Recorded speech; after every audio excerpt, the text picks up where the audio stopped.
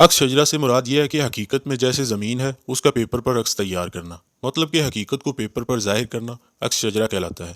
عکس شجرہ کی ضرورت کہاں ہوتی ہے وہ بھی میں آپ کو بتاتا ہوں۔ عام طور پر عدالت مانگ لیتی ہے، زمینوں کے کیس جو عدالتوں میں دائر ہوتے ہیں اس کے لیے جج صاحب کہتے ہیں کہ اپنی زمین کا عکس شجرہ پارچہ لے آؤ پٹواری سے۔ پارچہ لٹھا کو ہی کہتے ہیں، پورے گاؤں کا نقشہ جو کپڑے پر بنا ہوتا ہے۔ اس کے بعد ڈپٹی کمشنر، اسسٹنٹ کمشنر، تحصیلدار صاحب کے پاس جو درخواستیں آتی ہیں ان میں بھی پٹواری عکس شجرہ بنا کر دیتا ہے۔ اس کے بعد تقسیم کے نقشہ جات ہوتے ہیں، الف بے اور جیم۔ اصل میں مین نقشہ تو جیم ہی ہوتا ہے۔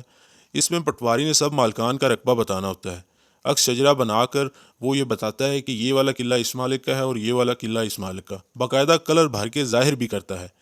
اس کے علاوہ عموماً زمیندار حضرات پٹواری کے پاس جاتے ہیں اور کہتے ہیں کہ ہمیں ہماری ملکیت کا عکس شجرہ بنا دیں، تو پھر پٹواری انہیں کاغذ پر یا پیپر پر عکس شجرہ بنا دیتے ہیں۔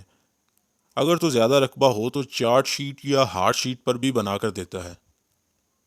اچھا جی، امید کرتا ہوں کہ عکس شجرہ کے بارے میں آپ کو پتہ چل گیا ہوگا کہ اس کا مطلب کیا ہے اور یہ کہاں کہاں استعمال ہوتا ہے۔ ملتے ہیں اپنی نیکسٹ ویڈیو میں جلدی۔ اپنا اور اپنے اس چینل کا خیال رکھیں۔ اللہ حافظ۔